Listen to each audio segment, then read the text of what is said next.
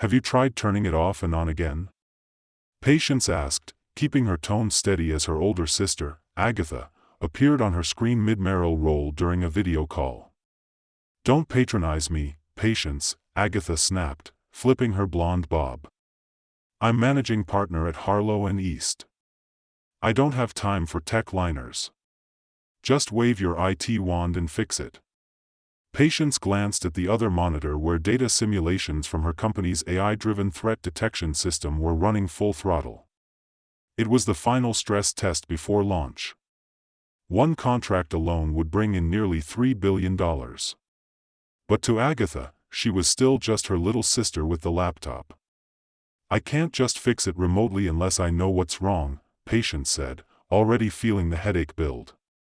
Agatha's sigh, like Patience, had asked her to solve world peace. The merger files for the Atria Systems acquisition are encrypted. No one on my team can open them, and I need those documents for the meeting in DC tomorrow. So, can you handle that, or should I call actual IT? Patience froze. Atria Systems. She knew that name far too well. Send me the files, she said, though she already knew what she'd find.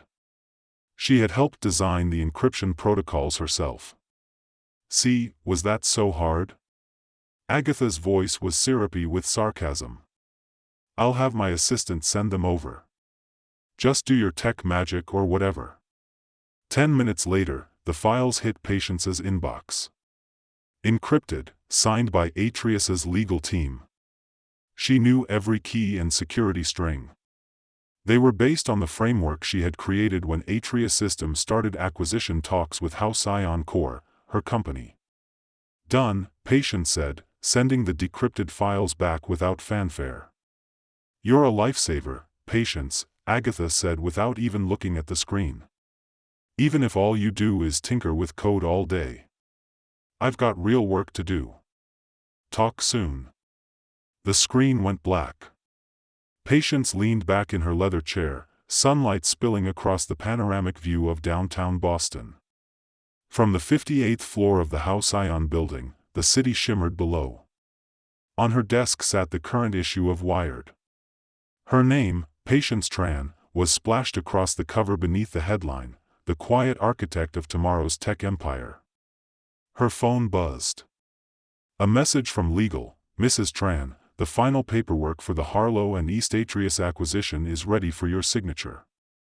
Will you be attending as CEO, or would you like the executive chair to represent you? Patience smiled. Tomorrow, Agatha would walk into that high-stakes merger meeting expecting to face Atrius's executives. She had no idea she would be shaking hands with Patience instead, not as an IT girl, but as the founder and CEO of House Ion Core, the $50 billion tech powerhouse that had just acquired the company her firm was desperately chasing. She opened the message and replied, "I'll sign in person. Let's make it memorable." For 10 years, she had let Agatha believe she was just a low-level IT tech through every family brunch, every dismissive smirk, every time Agatha shoved her phone into Patience's hands with a "fix this" like she was her personal geek squad. Remember when you tried to launch that app in college? Agatha had laughed last Thanksgiving, swirling her wine. Thank God you stuck with a stable IT job. Not everyone's meant to be a founder. What Agatha didn't know was that little app had become House Ion Core, now one of the most powerful tech conglomerates in the world. While she climbed the ranks at Harlow and East, flaunting her new corner office and designer handbags, Patience built an empire. Quietly, strategically, using her Vietnamese birth name, Tin Tran, in every major contract and board document. On paper, Patience didn't exist. Only tomorrow, in that conference room, would the dots finally connect. She picked up her phone and typed a message to legal, "Confirm I'll be signing. Also, ensure Agatha Ellis personally handles the closing documents." There was a knock at the door. "Miss Tran," her assistant said softly. "The board is ready for the pre-merger briefing." Patience stood and smoothed her charcoal gray Armani blazer. As she turned to leave, her eyes caught the framed photo on her shelf. Their family had gathered last holiday. Agatha was front and center, flashing her signature confidence. Patience was off to the side, tucked into the background in a plain knit sweater. Tomorrow, all of that would change. Agatha thought the CEO of House Ion Core was a mystery man from overseas. In reality, the woman she called IT Girl was the very executive her firm had been courting for months. Because sometimes the best revenge wasn't in proving people wrong immediately. It was letting them believe they were right until they walked straight into the truth. That morning, Patience arrived at Helshin Tower at 6 a.m., 3 hours before the meeting. Boston was still cloaked in fog, and the skyscraper shimmered like something out of a dream. Mercy, her executive assistant, greeted her in the private elevator with a folder of documents and her usual jasmine green tea. "Your sister called the main line 4 times last night," she said, trying not to laugh. "Wanted to speak to Mr. Tran directly. Said it was urgent. And I reminded her, as you instructed, that all communication must go through proper legal channels during an active merger," Mercy continued. Patience smiled. She must have loved that. She threatened to go through IT next. Said her sister works here and could help speed things up. Patience couldn't help it. She laughed. For a decade, she had let the world underestimate her, perfected the art of seeming forgettable. While Agatha bragged about litigation wins at cocktail parties, Patience quietly built House Ion into a tech juggernaut. Their AI safeguarded 80% of Fortune 500 infrastructures. Their quantum division was rewriting what modern computing even meant. And tomorrow, when Agatha walked into that glass-walled conference room expecting to face their legal team, she would find Patience, the little sister she thought was running system updates, signing the final papers on a $47 billion merger. And Patience wouldn't need to say a word. Her name on that dotted line would say it all. But to her family, she was still just good with computers. At exactly 8:30 a.m., Mercy returned to Patience's office. "Harlow and East's delegation is in the building," she said, adjusting the stack of papers in her arms. "Your sister is currently giving an impromptu lecture on merger etiquette to the junior associates in the lobby." Patience sighed and tapped her tablet. The live security feed popped up.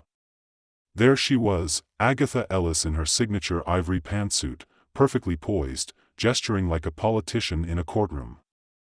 Around her stood 5 nervous junior lawyers, nodding as she delivered one of her trademark monologues. Even without audio, Patience could read her lips. "Remember, we're meeting the CEO. This is the biggest tech acquisition of the year. Don't embarrass me." Typical Agatha, more focused on optics than substance. "Let's seat them in the Jade conference room," Patience said calmly. "I'll monitor from here until 9. The Jade room wasn't just another meeting space. It was designed to unsettle. 60 stories above Boston's financial district, it had floor-to-ceiling smart glass walls that faded from opaque to crystal clear with a touch, offering a dizzying view of the city below.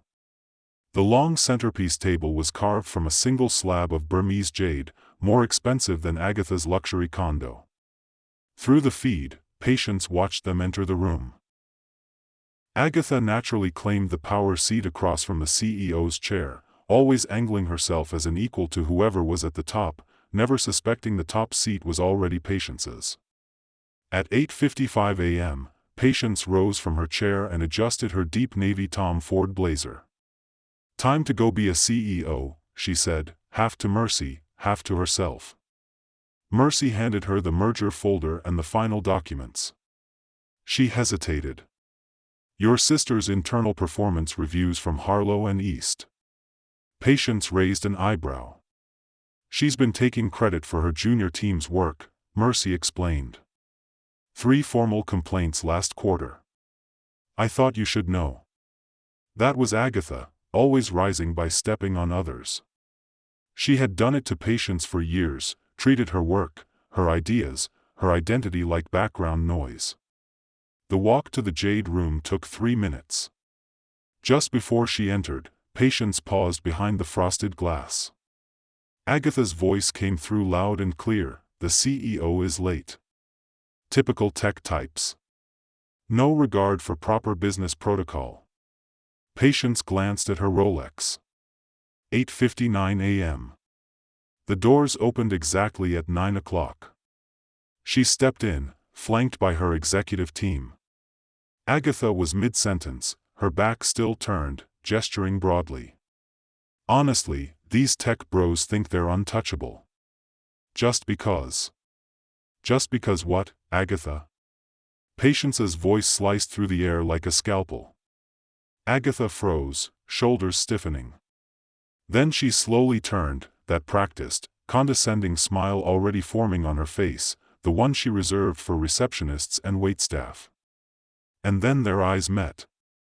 The smile faltered, then vanished. Her expression fractured, first confusion, then disbelief. Her mouth opened, then closed. Shock, horror, realization. Patience, she said, her name like a question, like it couldn't possibly be her. Her quiet sister in cardigans and ballet flats. The one who fixed computers. But Patience wasn't wearing cardigans anymore. She was wearing power, and the whole room knew it. Agatha finally managed to whisper, "Patience."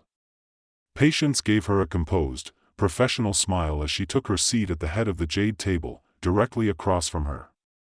"In this room," she said evenly, "it's Miss Tran, Miss Ellis." She flipped open the merger folder with a crisp snap.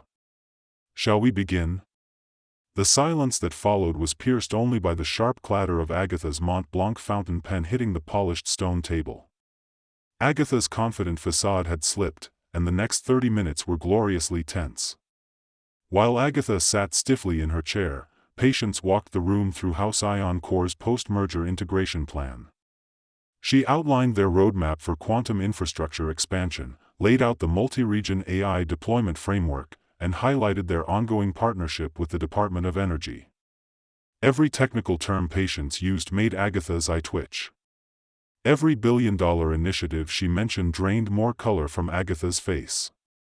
When Patience pulled up their global operations dashboard on the smart glass walls, turning them into a sweeping real-time display of their 212 worldwide installations, Agatha's expression collapsed into full-blown dread. Then Patience turned to her. "Now," she said, tapping a panel on the table. The glass walls shimmered, fading from display to full transparency, revealing a dizzying view of the Boston skyline from 60 floors up. "Let's discuss the concerning issues we've identified in Harlow and East's merger conduct." Agatha's head snapped up.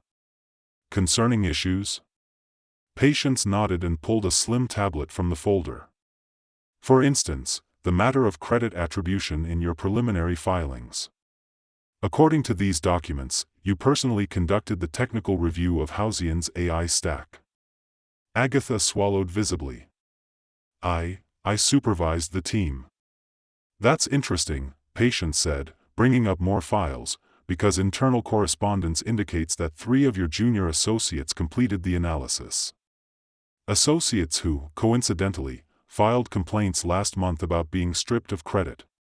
Across the table, the other attorneys from Agatha's firm shifted in their seats. 2 avoided eye contact altogether. Agatha flushed crimson. That's an internal matter," she stammered. "Not anymore," Patience said calmly. "House Ion has a strict ethics protocol. Credit is earned, never taken." She paused, letting that settle. "In fact," she added with a quiet smile, "that's why I never told anyone who I was. I wanted to earn everything on merit, not family name, not expectations, just work."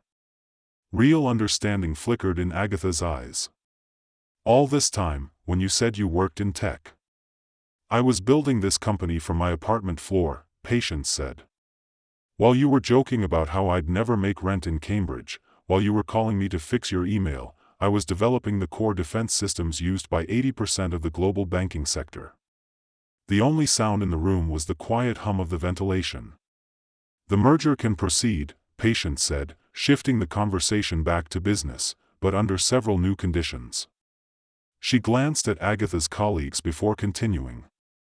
First, full credit for the AI architecture review will be officially reassigned to the junior team who actually performed the work.